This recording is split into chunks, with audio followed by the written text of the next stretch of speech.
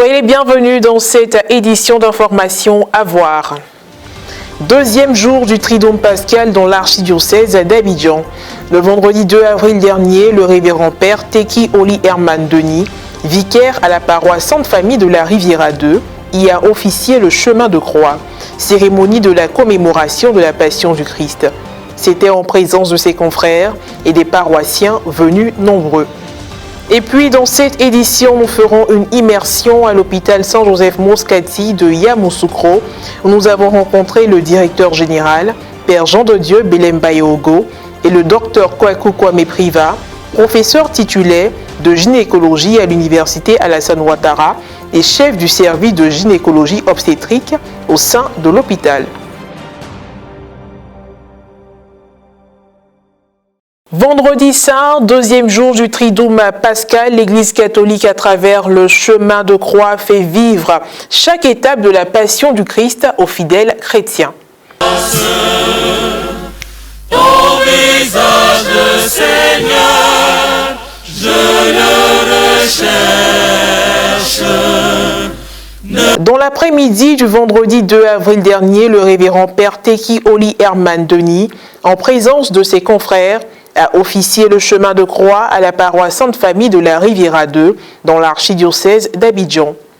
Acte dévotionnel communautaire, les fidèles chrétiens sont venus nombreux tout en respectant les mesures barrières, commémorer la Passion du Christ en évoquant 14 moments particuliers de celle-ci.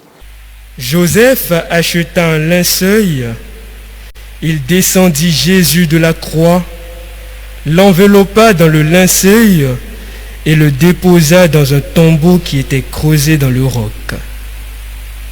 Puis, il roula une pierre contre l'entrée du tombeau. La pierre du tombeau n'est pas le message final de son Jésus. Le dernier mot n'appartient pas au mensonge ni à la haine. Le dernier mot, c'est l'amour. La cérémonie a été ponctuée par la procession faite à l'intérieur de l'église par les servants de l'autel, l'un d'eux portant une croix. Cette procession a été alternée de méditation et de prière. Après le chemin de croix a eu lieu la collecte des privations, puis la célébration eucharistique. L'ultime moment fort a été la vénération de la croix, à l'issue duquel chaque fidèle a été appelé à se retirer dans le recueillement. Chose promise, chose due, à présent nous vous proposons de faire une immersion à l'hôpital Saint-Joseph Moscati de Yamoussoukro. Nous avons rencontré le directeur général, le révérend père Jean de Dieu Belem Bayogo et le docteur Kwaku Kwame Priva, professeur titulaire de gynécologie à l'université Alassane Ouattara et chef du service de gynécologie obstétrique au sein de l'hôpital. Suivons notre guide Rosine Mobio. Bienvenue à l'hôpital Saint-Joseph Moscati, situé dans la ville de Yamoussoukro, capitale politique ivoirienne, non loin de la basilique Notre-Dame de la Paix.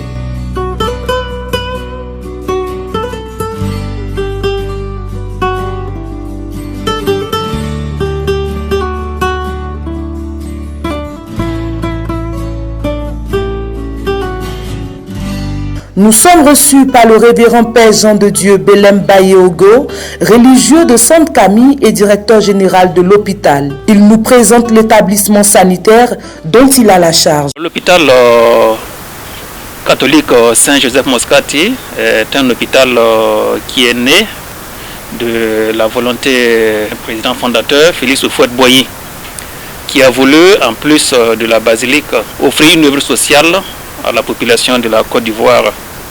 Et avec l'aide du pape Jean-Paul II, alors on a pu ériger cet hôpital qui porte le nom de l'hôpital catholique Saint-Joseph Moscati. Alors les prestations sont diverses. Nous avons la médecine générale, nous avons la pédiatrie, nous avons l'ORL, nous avons le bloc, la chirurgie avec les différentes spécialités. Nous avons la pneumonie, la dermatologie. Nous avons pratiquement toutes les prestations qu'un hôpital général peut avoir, parce que nous estimons que c'est nécessaire pour que quand les gens viennent ici, qu'ils n'aient plus besoin d'aller ailleurs pour aller se faire soigner. Alors le plateau technique de l'hôpital est assez fourni parce que nous avons des appareils qui sont d'une gamme bien qualifiée, même s'il y a certains appareils qui sont en souffrance pour raison de panne que nous cherchons à réparer. Sinon, d'un point de vue plateau technique, nous avons l'IRM, le scanner, la mammographie, la radio os-poumon, l'échographie. Nous avons bien sûr en cardiologie les appareils liés à cette consultation, en ORL les appareils liés à cette consultation.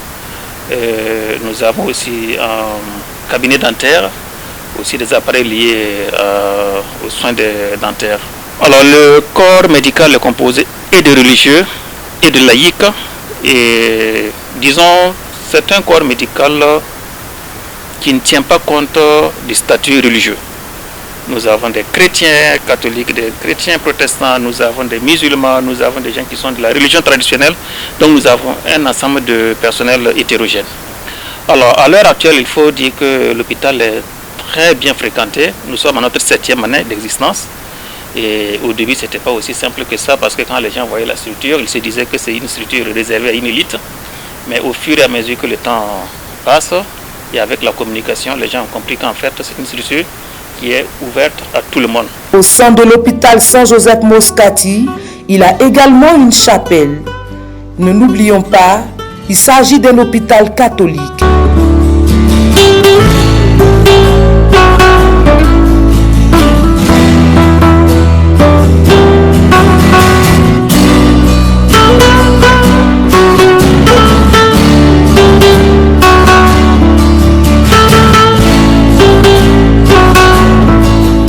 Nous nous rendons au bureau du docteur Kwaku Kwame Priva, professeur titulaire de gynécologie à l'université Alassane Ouattara et chef du service de gynécologie obstétrique au sein de l'hôpital. Il nous parle en long et en large de 2 pathologies qui touchent les femmes, le cancer du col de l'utérus et celui du sein. À l'origine est un virus qu'on appelle le papillomavirus ou encore en abrégé HPV. Et ce virus, on l'attrape au cours des rapports sexuels. Donc, ce virus est transmis au cours des rapports sexuels par le partenaire sexuel, l'homme, qui ne ressent pratiquement aucun signe de cette pathologie. Mais s'il y a des rapports sexuels avec à bas âge, avec une jeune fille qui est encore à bas âge, ce virus va donc rester, se développer, n'est-ce pas, au niveau du col, et donc plus tard évoluer vers donc, le cancer à partir de ce qu'on appelle des lésions précancéreuses. Donc, si vous dépistez très tôt cette lésion précancéreuse et qu'on prend en charge, ça ne va pas évoluer, n'est-ce pas, vers le cancer invasif qui est donc la tumeur maligne. Alors, contrairement au cancer du sein, ici, le cancer du sein survient, n'est-ce pas, en rapport avec un problème hormonal, surtout un problème hormonal, un hormone qu'on appelle donc l'oestrogène, qui est plus sécrété chez ces femmes-là, qui donc permet plus tard, n'est-ce pas, d'évoluer vers le cancer. Mais dans le cancer du sein, il y a un autre familial, c'est-à-dire il y a un facteur héréditaire qui existe dans le cancer du sein. Donc si vous avez une qu'on appelle la mère ou des sœurs, ou encore une cousine germaine dans la famille chez qui on a dépisté le cancer du sein, il faut faire attention, vous êtes capable aussi d'en avoir. Fin de notre visite riche en informations.